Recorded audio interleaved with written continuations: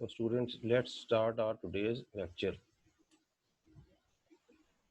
Let me share a PPT for you. जी बच्चों, this is our today's lecture and what we have studied today.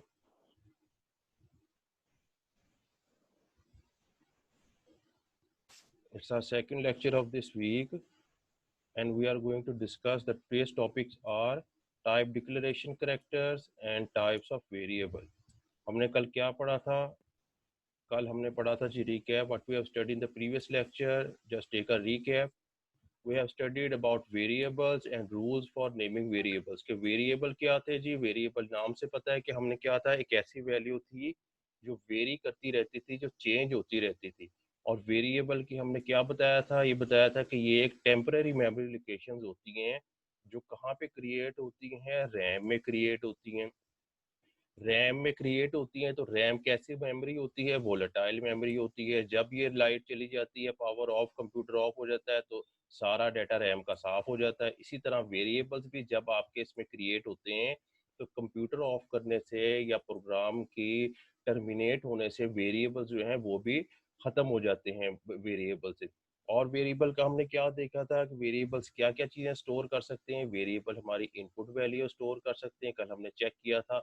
Output values को store कर सकते हैं और जो रिजल्ट होते हैं computational result, for example A plus B का हो गया या किसी का सम हो गया या किसी का एरिया हो गया, तो जो हमारे पास कैलकुलेटेड वैल्यूज होती हैं उनको भी ये वेरिएबल्स स्टोर करते हैं। और वेरिएबल्स का हमने क्या पढ़ा था? वेरिएबल में पढ़ा था कि चार चीजें होती हैं एक वेरिएबल के साथ। क्या क्या होता है?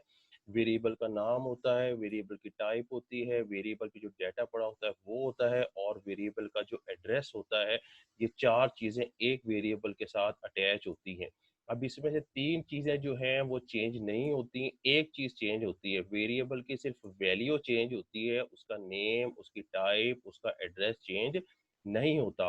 For example A is equal to 10 है तो नेक्स्ट टाइम हम 10 की वैल्यू चेंज करके 20 रख देंगे, नेक्स्ट टाइम फिर हम 30 रख, तो वैल्यू चेंज हो सकती है, बाकी चीजें चेंज नहीं हो सकती। तो वेरिएबल जब भी हम बनाएंगे वो एक स्पेसिफिक टाइप के लिए होगा। फॉर एग्जाम्पल इंटीजर के लिए मैंने बनाया है तो उसमें इंटीजर वैल्यूज स्टोर होंगी। अगर मैंने स्ट्रिंग के लिए बनाया है तो उसमें स्ट्रिंग वैल्यूज स्टोर होंगी। ये चेंज सर आपकी नहीं हो आवाज सकती, बहुत लो है। तो ये वैल्यू चेंज नहीं हो सकती। अब हमने वेरिएबल क्रिएट करने के लिए जो रूल्स बनाए थे उसमें हमने देखा था कि रूल्स क्या कर सकते हैं। रूल्स हमारे पास सबसे पहले तो हमने देखा था कि मैक्सिमम कितने कैरेक्टर्स का वेरिएबल होना चाहिए, 40 कैरेक्टर्स होना चाहिए। वेरिएबल के अंदर क्या क्या चीजें आनी चाहिए? वेरिएबल्स के अंदर हमारे अल्फाबेट्स भी आ सकते हैं, स्मॉल कैपिटल दोनों आ सकते हैं, 0 से 9 तक नंबर आ सकते हैं, डेसिमल वैल्यूज आ सकती हैं, ये सारी चीजें उसमें आ सकती हैं। और वेरिएबल जो होता है, वेरिएबल का हम बताया था कि उसके एंड पे हमने एक ऐसा स्पेशल कैरेक्टर लगाना होता था जो उसकी टाइप को रिप्रेजेंट करता था। फॉर एग्जांपल अगर मैं डॉलर साइन लगा रहा हूं तो इसका मतलब है कि मैं उसमें स्ट्रिंग वैल्यू स्टोर करूंगा। और क्या क्या काम हम नहीं कर सकते थे? हम इसमें स्पेशल वर्ड्स या की वर्ड्स या रिजर्व वर्ड जो है वो यूज नहीं कर सकते थे। फॉर एग्जांपल अगर मेरे पास प्रिंट है तो प्रिंट को एक कीवर्ड है या रिजर्व वर्ड है, मैं उसको सिर्फ इसी मकसद के लिए प्रिंट के लिए यूज कर सकता हूँ, मैं उसका वेरिएबल नहीं बना सकता। इसी तरह ब्लैंक स्पेसेस भी नहीं यूज कर सकते हैं। जिस तरह आपका नाम आफाक मेहदी है या स्नैन मेहदी है तो दरमियान में स्पेस है, मैं ऐसा कोई वेरिएबल नहीं ले सकता जिसके दरमियान में स्पेस मौजूद हो। मुझे एक कंसेक्टिव करेक्टर्स चाहिए होते हैं जो एक दूसरे से अटैच हो। तो फिर वेरिएबल आ गया। वेरिएबल हमेशा किससे स्टार्ट हो सकता था? हमेशा अल्फाबेट से स्टार्ट होता है। अगर कोई नंबर से स्टार्ट कर रहे हैं या कोई सिंबल से स्टार्ट कर रहे हैं तो वो इनवैलिड होगा, यानी कि उसको एक्सेप्ट जीडब्ल्यू बेसिक नहीं करेगा। तो हमेशा आपने वेरिएबल जब भी डिक्लेयर करना है आपने अल्फाबेट से स्टार्ट करना है। अल्फाबेट से स्टार्ट कर लिया, हमारे पास वेरिएबल के हमने रूल्स पता लग गए, एंड पे हमारे पास डिक्लेरेशन कैरेक्टर होता है। तो ये सब चीजें ये कल हमने पढ़ी थी, अगर आपको याद है तो हम आगे अगले टॉपिक्स करेंगे क्योंकि ये सारे टॉपिक्स एक दूसरे से इंटर रिलेटेड हैं। अगर आपको प्रीवियस टॉपिक का पता चल जाएगा तो आप अगले टॉपिक भी अंडरस्टैंड कर लेंगे, लेकिन अगर आपको प्रीवियस चीज समझ नहीं आई तो फिर आगे भी आपके लिए प्रॉब्लम हो सकती है। तो ये वेरिएबल्स का एक ओवरव्यू था, उसके रूल्स थे कि किस तरह हम उसको वेरिएबल को डिक्लेयर कर सकते हैं, क्या क्या रूल्स हैं, ये अच्छी तरह आपने याद रख लेने। नेक्स्ट देखते हैं हमारे पास क्या है जी।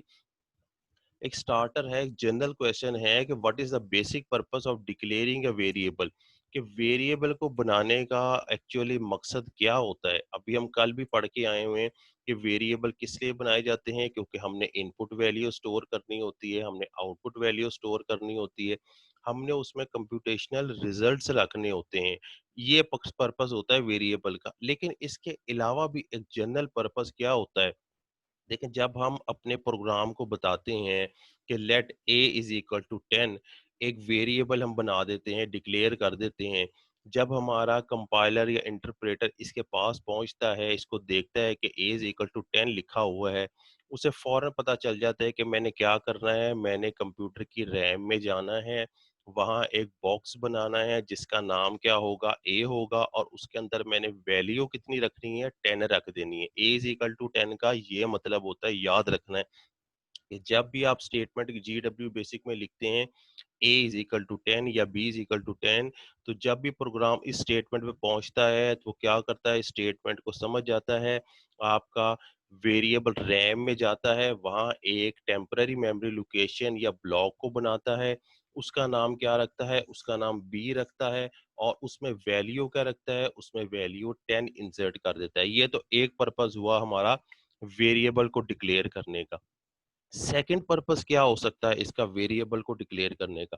देखें, जो भी डेटा टाइप्स होती हैं, अब हमें पता है कि जी स्ट्रिंग हम एक वेरी है, स्ट्रिंग में क्या आ जाएगा जी, आपकी पूरी स्टेटमेंट, आपका पूरा नाम आ सकता है, पूरा घर का एड्रेस आ सकता है, उसको हम कहेंगे स्ट्रिंग है। तो स्ट्रिंग के लिए ज्यादा स्पेस चाहिए होगी, इंटीजर्स के लिए कम स्पेस चाहिए होती है, सिंगल प्रिसिशन के लिए उससे ज्यादा, डबल प्रिसिशन के लिए उससे ज्यादा। तो जब हम टाइप देते हैं कि जी a इज इक्वल टू 10 है, इसका मतलब है हमने इंटीजर टाइप दी है। इंटीजर टाइप हमने a इज इक्वल टू 10 दे दिया। अब हमें इसके प्रोग्राम को पता लग गया कि इसने कौन सी वैल्यू स्टोर करनी है, इंटीजर वैल्यू स्टोर करनी है। तो वो इंटीजर के हिसाब से ही वो टेम्पररी मेमोरी लोकेशन बनाएगा। फॉर एग्जांपल, इंटीजर जो होती है 2 बाइट स्पेस ऑक्यूपाई करती है। तो जब उसको पता चल जाएगा कि वेरिएबल कौन सा है, इंटीजर टाइप है, तो वो मेमोरी में जाके, रैम में जाके कितना बड़ा कमरा बना देगा, कितनी बड़ी स्पेस बना देगा, 2 बाइट्स ही बना देगा, क्योंकि 2 बाइट्स इंटीजर उसमें वैल्यू स्टोर हो जाती है। अगर मैं सिंगल प्रिसिशन वैल्यू ले रहा हूँ, तो सिंगल प्रिसिशन वैल्यू का उसे पता चल जाएगा कि ये 4 बाइट्स लेता है, तो वो कितना स्पेस बना देगा, कितना बड़ा कमरा रैम में बना देगा, 4 बाइट्स का बना देगा। तो अगर मैं डबल प्रिसिशन वैल्यू ले रहा हूँ, डबल प्रिसिशन कितनी लेता है जी, 8 बाइट वैल्यू लेता है। इसका मतलब है कि अब उसे फौरन पता चल जाएगा कि वैल्यू कौन सी है, डबल प्रिसिशन है, और वो डबल प्रिसिशन के हिसाब से हमारी रैम में एक स्पेस क्रिएट कर देगा। तो ये बेसिकली वेरिएबल के डिक्लेरेशन का मकसद ये होता है कि जब भी हम प्रोग्राम में वेरिएबल डिक्लेयर करते हैं, इसका मतलब तो ये होता है कि हमने उसमें वैल्यू को स्टोर करवाना है। इनपुट भी कर सकते हैं, आउटपुट भी कर सकते हैं, रिजल्ट भी उसमें स्टोर कर सकते हैं। दूसरा पर्पस इसका क्या होता है, दूसरा पर्पस इसका ये होता है कि कंप्यूटर प्रोग्राम को पता चल जाता है कि मैंने इसमें कितनी, इस वेरिएबल के लिए कितनी स्पेस ऑक्युपाई करनी है, कितनी स्पेस का मैंने कमरा बनाना है, ब्लॉक बनाना है। अगर इंटीजर हम वेरिएबल डिक्लेयर कर रहे हैं तो वो 2 बाइट का बना देगा, क्योंकि इंटीजर के लिए एनफ स्पेस है ये। अगर हम स्ट्रिंग कर रहे हैं तो वो उससे बड़ी स्पेस बना देगा। अगर हम सिंगल प्रिसिशन कोई वैल्यू उसमें स्टोर कर रहे हैं, वेरिएबल बना रहे हैं, 4 बाइट बना देगा। अगर हम डबल प्रिसिशन वैल्यू स्टोर कर रहे हैं, वेरिएबल बना रहे हैं, तो 8 बाइट का बना देगा। तो आपने हमेशा याद रखना है कि जब भी आप वेरिएबल डिक्लेयर करेंगे, असल में आप उस प्रोग्राम को, उस इंटरप्रेटर को बता रहे होंगे कि आपने इतनी टाइप का वेरिएबल बनाना है, इतने साइज का वेरिएबल बनाना है, क्योंकि जो मेरी वैल्यूज आनी है वो इस साइज में अकोमोडेट हो सकती हैं, ना इससे ज्यादा होंगी ना इससे कम होंगी, इस साइज के अंदर वैल्यू मेरी अकोमोडेट हो जाएगी। तो इसलिए हम वेरिएबल्स को डिक्लेयर करते हैं, ताकि इंटरप्रेटर को, प्रोग्राम चलाने वाले को पता चल जाए कि मैं किस टाइप का वेरिएबल बना रहा हूँ, तो वो रैम में जाकर उसी साइज का हमारे पास एक ब्लॉक बना दे, जिसे हम कहते हैं कि ये हमारे पास वेरिएबल बन गया है। जी बच्चों, वेरिएबल डिक्लेरेशन का पर्पस पता लगा है? किसको नहीं पता लगा मुझे बताएं। जी, कहाँ है सारे? नहीं सर, समझ आ गई है।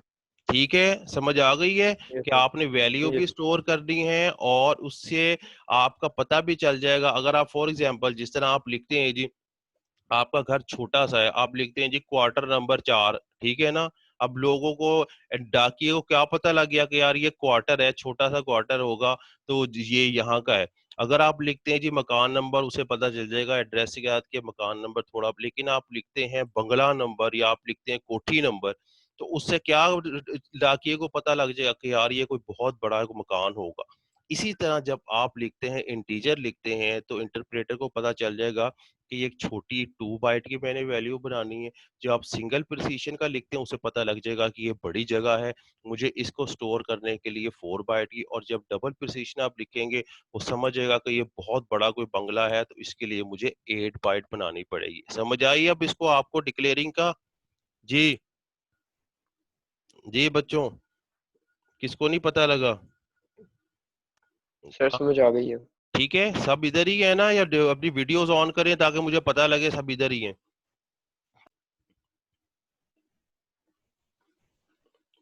ठीक है, डिक्लेयरिंग का बेसिक पर्पस आपको पता चल गया। अब ये हमारा today's topic is type declaration character. Type declaration का क्या मतलब है कि हमने हर वेरिएबल जो डिक्लेयर करना है, और मैंने एक पॉइंट कल बताया था कि उसके साथ हमने उसकी टाइप भी लिखनी होती है कि किस टाइप का है। टाइप से क्या पता लगता है? टाइप से हमें पता चल जाता है इंटरप्रेटर को कि मैंने कितनी जगह बनानी है। जैसे अभी मैंने आपको एग्जांपल दी है कि आपका मकान एक क्वार्टर में है, आपका मकान एक फ्लैट है, आपका मकान एक कोठी है, या आपका मकान एक बंगला है। तो जब आप मकान के साथ बंगला लिखते हैं, कोठी लिखते हैं और क्वार्टर लिखते हैं, तो उससे क्या पता चल जाता है? मकान की उसकी विड्थ का पता चल जाता है, उसके साइज का पता लग जाता है कि कितना है। तो ये हमारे पास करैक्टर हैं, कल हमने देखे थे। अगर मैं अपने करैक्टर के साथ, वेरिएबल के साथ डॉलर का साइन लगा रहा हूं, तो इसका मतलब है डॉलर किसको रिप्रेजेंट कर रहा है? स्ट्रिंग को। और ये कितनी मेमोरी में जगह बताएगा? जितनी किस स्ट्रिंग की होगी। फॉर एग्जांपल लाहौर में कितने कैरेक्टर्स हैं? LAHORE 6 कैरेक्टर हैं, तो ये 6 कैरेक्टर के हिसाब से स्पेस बना देगा। अगर पाकिस्तान में ज्यादा कैरेक्टर हैं तो ज्यादा बना देगा, आपके नाम में ज्यादा कैरेक्टर है तो उस हिसाब से स्पेस एलोकेट कर देगा। इसका मतलब है स्ट्रिंग में कोई स्पेस जो है, साइज जो है, फिक्स नहीं होता। ये अकॉर्डिंग टू स्ट्रिंग काम करता है। स्ट्रिंग छोटा है तो छोटी स्पेस बना देगा, और अगर स्ट्रिंग बड़ा है, आपका नाम के करेक्टर या आपका होम एड्रेस ज्यादा लेंथी है, तो उसके हिसाब से बना देगा। तो जब भी हम डॉलर साइन लगाएंगे अपने वेरिएबल के साथ, तो इसका मतलब है कि हम एक स्ट्रिंग को डिफाइन करने जा रहे हैं। इसके अलावा अगर हम वेरिएबल के साथ परसेंट साइन लगाएंगे, तो इसका मतलब है हम किस किस्म का वेरिएबल डिक्लेयर करने जा रहे हैं? हम इंटीजर टाइप वेरिएबल डिक्लेयर करने जा रहे हैं। और इंटीजर में क्या आता है जी? आपको पता है कि 1 2 3 भी आता है, डेसिमल पॉइंट भी आते हैं। ये सारे पॉइंट हमारे इंटीजर वैल्यूज हैं। और ये कितनी बाइट का स्पेस बनाएगा? उसे पता है कि इंटीजर वैल्यू है, तो कितनी जगह बना लेगा? 2 बाइट की स्पेस बना लेगा। कहाँ पे बनाएगा? रैम में या मेमोरी में बना देगा कंप्यूटर की, ठीक है ना। सिंगल प्रिसीजन, अगर ये मैं एक्सक्लेमेशन मार्क लगा रहा हूँ, तो इसका मतलब है सिंगल प्रिसीजन वैल्यू है। सिंगल प्रिसीजन का मतलब है कि हमारी डेसिमल के बाद अप टू 6 प्लेसेस तक करेक्शन होनी चाहिए। यानी डेसिमल के बाद तकरीबन 6 कैरेक्टर आने चाहिए। जिस तरह हम करते हैं 3.14, तो डेसिमल के बाद 2 कैरेक्टर्स आए। लेकिन अगर मैं कहूँ 3.14 5 6 7 8, तो अप टू 66 कैरेक्टर तक अगर मेरे डेसिमल के बाद कैरेक्टर्स आ रहे हैं, तो मैं उसको कहूंगा कि ये सिंगल प्रिसीजन वैल्यू है। क्योंकि ये वैल्यू बड़ी हो जाती है, इसलिए इसको स्टोर करने के लिए कितने बाइट्स वो रखेगा? 4 बाइट्स रखेगा। अब आपके पास डबल प्रिसीजन आ जाती है। डबल प्रिसीजन मीन, अगर आपके डेसिमल के बाद सिंगल प्रिसीजन में अप टू 6 कैरेक्टर थे, डबल प्रिसीजन में डेसिमल के बाद अप टू 15 कैरेक्टर्स तक आ सकते हैं। यानी कि डेसिमल के बाद 15 कैरेक्टर्स तक एक आपकी जो कैरेक्टर है, जो वैल्यू है, वो आ सकती है। तो चूंकि बड़ी वैल्यू है, इसलिए वो कितनी स्पेस एलोकेट करेगा? 8 बाइट वैल्यू एलोकेट कर देगा। ये वैल्यू आपने अच्छी तरह याद रखनी है अपने लिए भी। और आप जब आपने अपने प्रोग्रामिंग में यूज करनी है, तो आपको इसकी स्पेस के बारे में पता होगा, तो आप उसकी वैल्यू को डिक्लेयर करेंगे। अगर आप सिंगल प्रिसीजन इंटीजर के लिए रख देंगे और उसमें बड़ी वैल्यू डाल देंगे, आपका प्रोग्राम एरर आ जाएगा। अगर आप सिंगल प्रिसीजन में डबल प्रिसीजन वैल्यू स्टोर कर देंगे आपका एरर आ जाएगा। अगर आप इंटीजर में सिंगल प्रिसीजन वैल्यू स्टोर कर देंगे आपका एरर आ जाएगा। क्यों एरर आएगा? क्योंकि आपको उसकी मेमोरी की लोकेशन का साइज का नहीं पता। अगर साइज आपको पता हो तो आप सही टाइप डिक्लेरेशन करें, सही टाइप लेंगे, जिससे आपके प्रोग्राम में एरर नहीं आ सकता। तो ये टाइप डिक्लेरेशन करैक्टर आपने अच्छी तरह याद कर लेने। अगर डॉलर साइन है तो वो स्ट्रिंग को रिप्रेजेंट करेगा और इस तरह हमने लिखना है। नेम वेरिएबल के एंड पे डॉलर साइन, मार्क्स वेरिएबल के एंड पे परसेंट साइन, एवरेज वेरिएबल के एंड पे एक्सक्लेमेशन साइन और एरिया वेरिएबल के एंड पे हमने ये हैश साइन लगाया है। इस इन टाइप डिक्लेरेशन ये करेक्टर्स को कहते हैं कि ये टाइप डिक्लेरेशन करेक्टर है, यानी कि आपकी डेटा की टाइप्स को बता रहा है। नेम डॉलर डॉलर शो कर रहा है, ये स्ट्रिंग यहाँ पे स्टोर होगा, स्ट्रिंग टाइप है। परसेंट शो कर रहा है कि ये इंटीजर यहाँ पे स्टोर होगा, इंटीजर टाइप है। और एवरेज यहाँ पे एक्सक्लेमेशन साइन शो कर रहा है कि एवरेज जो है वो सिंगल प्रिसीजन वैल्यू है, सिंगल प्रिसीजन स्टोर करेगा। और हैश साइन यहाँ पे शो कर रहा है कि एरिया जो है वो डबल प्रिसीजन वैल्यू में आंसर आएगा, तो इसलिए उसने उसको 8 बाइट की वैल्यू दी है। तो ये बच्चों एक टाइप डिक्लेरेशन करेक्टर समझ आई है कि नहीं आई सबको? जी, कहाँ है सारे? ये मुराद किधर है? आफाक मेहदी किधर है? सर इधर ही है। मैसम नहीं आया आज? No sir, I don't think so. Maisam आज नहीं आया, ये बहुत छुट्टियां कर रहे हैं। और हसनैन मेहदी, अब्दुल्ला हसीब आए? यस सर, मैं इधर ही हूँ। ठीक है, आपको टाइप डिक्लेरेशन का पता लगा है? जिसको नहीं पता लगा वो पूछ ले। ठीक है, ये चार करेक्टर्स आपने याद रखने, ये चार टाइप्स आपने याद रखनी है। जब भी आप कोई डेटा टाइप यूज करेंगे उसके एंड पे आपने ये टाइप करेक्टर जरूर लगा देने हैं, जो क्या शो करेगा, आपके डेटा की टाइप को शो करेगा। परसेंट लगा रहे हैं तो अब डेटा की टाइप कौन सी हो गई है? इंटीजर हो गई है। डॉलर लगा रहे हैं तो अब डेटा की टाइप क्या हो गई है? स्ट्रिंग हो गई है। ये एक्सक्लेमेशन या मार्क यूज कर रहे हैं तो अब डेटा की टाइप क्या हो गई है? सिंगल प्रिसीजन हो गई है। हैश साइन यूज कर रहे हैं, अब डेटा की टाइप क्या हो गई है? अब डबल प्रिसीजन हो गई है। तो ये आपने एक्सक्लेमेशन मार्क्स अच्छी तरह याद कर लेने हैं और इनकी जो वैल्यूज है, इनका जो साइज है वो भी अच्छी तरह याद कर लेना है। अब इसकी एग्जांपल देखें। एग्जांपल मैं आपको बता रहा हूँ। फॉर एग्जांपल, जिस तरह हम लिख रहे थे let A is equal to 10, इसी तरह मैं लिख रहा हूँ A% इज इक्वल टू 25। इसका क्या मतलब है? कौन बताएगा? A% इज इक्वल टू 25 क्या मतलब है जी? कौन बताएगा इसका? Integer variable. और इसका पूरा मीनिंग मुझे बताएं क्या है? इस एक लाइन का मैंने अभी सारा बताया। इस एक लाइन का A% इज इक्वल टू 25 जी, कौन बताएगा? किसको सही पता है? जी, मुराद किधर है? आफाक मेहदी किधर है? अली जान किधर है? किसी को नहीं पता लगा? किसी को समझ नहीं आई? बेटा मैंने क्या बताया था, ये आपके समझ लें प्रोग्राम की सारी स्टेटमेंट्स लिखी हुई हैं। अब आपका प्रोग्राम कैसे चल रहा है? शुरू हुआ है ऊपर से टॉप टू बॉटम चलता आ रहा है। जब वो इस स्टेटमेंट पे पहुंचेगा, यहाँ पहुंचेगा, देखेगा A% इज इक्वल टू 25। अब उसे इससे कई चीजें पता चल जाएंगी। फर्स्ट तो ये चीज पता लगेगी कि ये एक वेरिएबल है, और कौन सी टाइप का वेरिएबल है उसे यहाँ से पता लग जाएगा कि इंटीजर टाइप का वेरिएबल है। अब जब इंटीजर टाइप का उसे पता चल गया तो उसे पता चल गया कि मैंने कितनी मेमोरी बनानी है, इसकी 2 बाइट की मेमोरी बनानी है। वो जाएगा कंप्यूटर की रैम में, जाएगा वहां पूरी रैम में से कोई स्पेस एलोकेट कर लेगा, जगह बना लेगा। उस स्पेस का क्या नाम रखेगा? ये नाम रखेगा, ए रखेगा। उसमें वैल्यू क्या रखेगा? ये वैल्यू स्टोर करेगा। और टाइप उसकी क्या बनाएगा? ये जो हमने चीज लगाई हुई है ये। अब इस एक लाइन से उसने हमारे सारे वेरिएबल का काम फिनिश कर दिया। अब हमें कुछ करने की जरूरत नहीं। A% इज इक्वल टू 25 जब हम लिखेंगे, इंटरप्रेटर हमारे इस लाइन पे आएगा, उसे फौरन पता चल जाएगा चूंकि ये दरमियान में इक्वल का साइन है, तो ये वेरिएबल को असाइन कर रहा है, उसे फौरन पता चल गया। अब वो क्या करेगा? सीधा जाएगा कंप्यूटर की मेमोरी में, वहां एक ब्लॉक बनाएगा। किस साइज का ब्लॉक बनाएगा?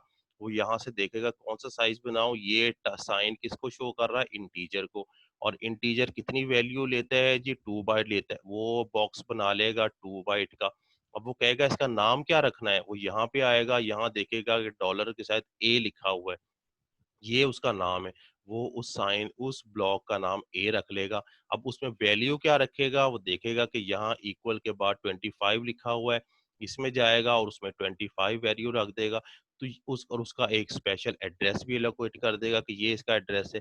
तो इस टाइप डिक्लेरेशन से हमें क्या पता चल गया कि उसने हमारा वेरिएबल भी डिक्लेयर कर दिया है, उसने इसका साइज भी डिक्लेयर कर दिया, उसको इसकी डेटा टाइप का पता लग गया, उसको इसके नाम का पता लग गया, उसको इसकी वैल्यू का पता लग गया, सब कुछ उसको पता लग गया है सिर्फ एक लाइन लिखने में।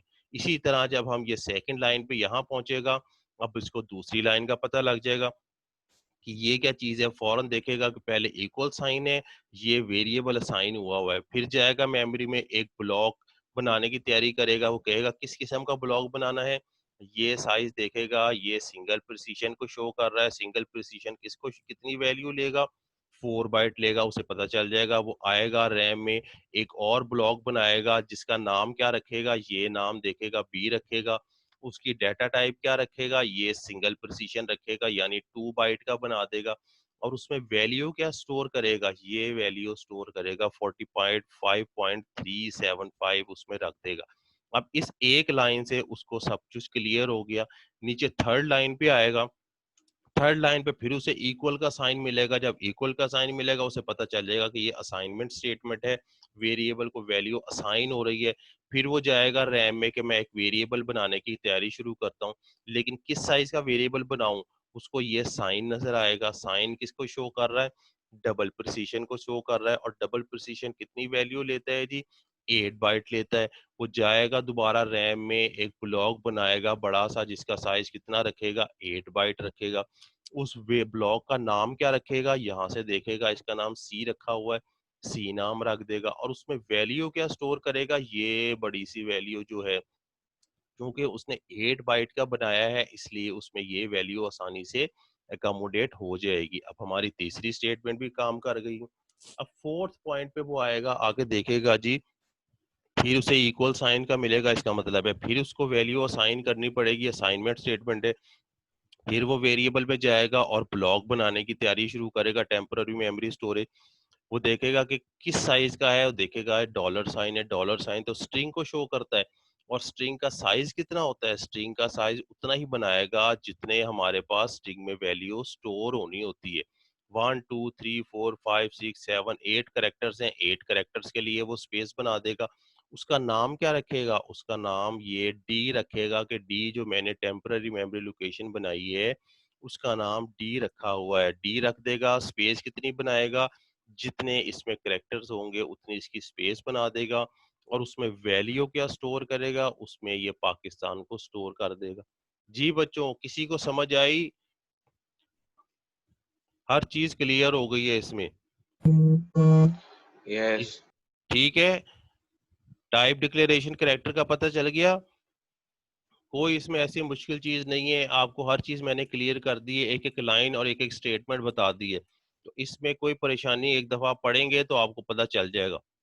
अब वो कहते हैं जी टाइप्स ऑफ वेरिएबल कितने टाइप्स के, दो तरह के हमारे पास वेरिएबल्स होते हैं जी, एक न्यूमेरिक होता है, एक स्ट्रिंग होता है। न्यूमेरिक से मुराद है कि न्यूमेरिक की जिसमें नंबर्स आए। अब नंबर्स कितनी तरह के होते हैं, नंबर भी दो तरह के होते हैं।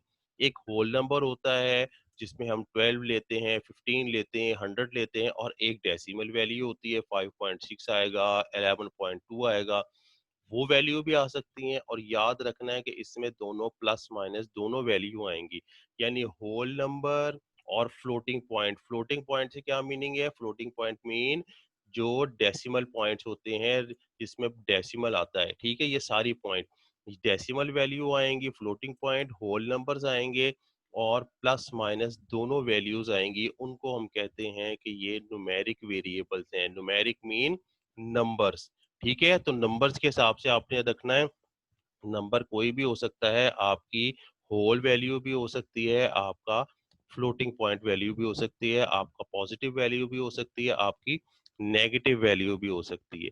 तो दूसरी स्ट्रिंग वेरिएबल होता है। स्ट्रिंग की कहते किसको है, स्ट्रिंग हम वो पढ़ते हुए आ रहे हैं, स्ट्रिंग कहते किसको है? एक्चुअली याद रखना है, स्ट्रिंग सीक्वेंस ऑफ करेक्टर्स होता है। एक करेक्टर क्या होता है, मैं कोई ए प्रेस कर लूं, बी प्रेस कर लूं, सी प्रेस कर लूं, ये सारे क्या है, करेक्टर्स हैं। इन्हीं करेक्टर्स के कॉम्बिनेशन को, इन्हीं करेक्टर्स के सीक्वेंस को जो डबल कोटेशन मार्क्स में लिखे जाएं, यानी स्टार्ट में भी डबल कोटेशन, एंड में भी डबल कोटेशन, जिस तरह ये देखें ये लिखा हुआ है, ये देखें सीक्वेंस ऑफ करेक्टर है, यानी इसमें एक से ज्यादा करेक्टर्स हैं और स्टार्ट में भी डबल कोटेशन और एंड में भी डबल कोटेशन, इसको कहते हैं स्ट्रिंग है। तो याद रखना है, string is a sequence of characters enclosed in double quotation mark. और स्ट्रिंग की हमारे पास टाइप डिक्लेरेशन क्या है, ये भी अभी हमने देख ली है कि स्ट्रिंग की हमने ये डॉलर साइन क्या रिप्रेजेंट करेगा, स्ट्रिंग को करेगा कि ये स्ट्रिंग टाइप का वेरिएबल है। वी कैन नॉट परफॉर्म, वो कह रहा है ये हमारे पास स्ट्रिंग टाइप का जो वेरिएबल आ गया है, क्या हम इसमें इसकी तरह जैसे ये 25 प्लस 30 दो वेरिएबल को ऐड करें और सम दे दें तो सम आ सकता है। लेकिन क्या स्ट्रिंग में ऐसे आ सकता है कि हम प्लस करें, plus Pakistan plus I love Pakistan बन जाए? तो ऐसे इसमें प्लस की इस तरह की कैलकुलेशन, यानी अर्थमेटिक कैलकुलेशन इसमें नहीं हो सकती। इसमें कुछ और ऑपरेटर्स होते हैं, जैसे कंकैटिनेशन ऑपरेटर है या कंप्रेशन ऑपरेशन, दो तरह के ऑपरेटर्स हैं, वो इसमें काम कर सकते हैं। लेकिन इसमें अर्थमेटिक, लॉजिकल वगैरह के ऑपरेटर्स जो मैथ्स में, जो इंटीजर्स में यूज होते हैं, वो यूज नहीं हो सकते, क्योंकि ये इंटीजर वैल्यू नहीं है कि मैं कहूँ कि जी 25 को प्लस करो तो 50 आंसर आ जाए, और पाकिस्तान को ऐड करो तो दो दफा पाकिस्तान आ जाए, ऐसा नहीं है। ये इसमें दूसरे हमारे पास लग सकते हैं, लेकिन इसमें अर्थमेटिक टाइप के हम जो न्यूमेरिक डाटा पे ऑपरेटर्स लगते हैं, जो काम होता है न्यूमेरिक डाटा के साथ, वो हम स्ट्रिंग के साथ नहीं कर सकते। अलबत्ता हम कंकैटिनेशन और कंपैरिजन ऑपरेटर जरूर लगा सकते हैं, ये हम डिस्कस करेंगे कि ये कौन से होते हैं। तो दो तरह के हमारे पास डेटा टाइप आ गए, वेरिएबल टाइप आ गए हैं। एक हमारे पास न्यूमेरिक टाइप आ गया है और दूसरा हमारे पास स्ट्रिंग आ गया है। जी स्ट्रिंग क्या है, जी सीक्वेंस ऑफ कैरेक्टर है जो डबल कोटेशन मार्क्स में लिखा जाए। अब ये देखें, let A is equal to 5 है, इसके साथ हमने क्या नहीं लगाया, इंटीजर वैल्यू है, इसके साथ हमने परसेंट साइन लगाना है जो नहीं लगाया हुआ। ये भी हमारी इंटीजर वैल्यू है, इस इंटीजर के साथ क्या लगाना है, परसेंट साइन लगाना है जो नहीं लगाया हुआ। बी भी इंटीजर वैल्यू है, बी के साथ भी परसेंट साइन लगाना है, नहीं लगाया हुआ। सी भी इंटीजर वैल्यू में आंसर आ रहा है, परसेंट साइन नहीं लगाया हुआ।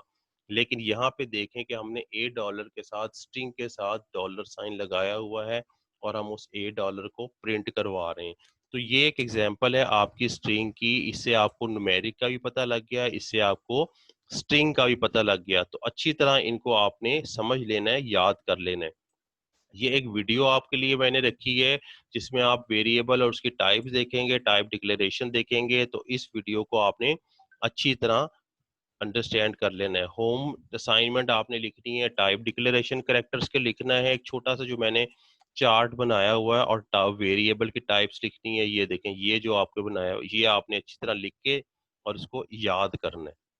जी बच्चों, आज का लेक्चर समझ आया है? कुछ चीज रहती है तो पूछ लें। नो जी, सर, समझ टाइप आ गया। डिक्लेरेशन का पता लग गया। होम असाइनमेंट हो रही है कि नहीं हो रही? हो रही है। ठीक, किस किस ने की है होम असाइनमेंट? किसी ने सेंड नहीं की, कोई काम नहीं हो रहा है। आपका ये इम्पोर्टेंट चैप्टर है, इसको अच्छी तरह तैयार करें। कोई पॉइंट है, कोई चीज है तो मुझसे पूछा करें, ताकि आपका ये काम साथ साथ चलता रहे। होम असाइनमेंट लिखते भी जाएं और उसको याद भी करते जाएं अच्छी तरह। जी बच्चों, कोई क्वेश्चन है तो पूछें। जी आफाक मेहदी किधर है? आफाक मेहदी, अपनी वीडियोस ऑन करें, मैं देखूं सब बैठे हुए हैं, ताकि रिकॉर्डिंग में भी आए आपकी।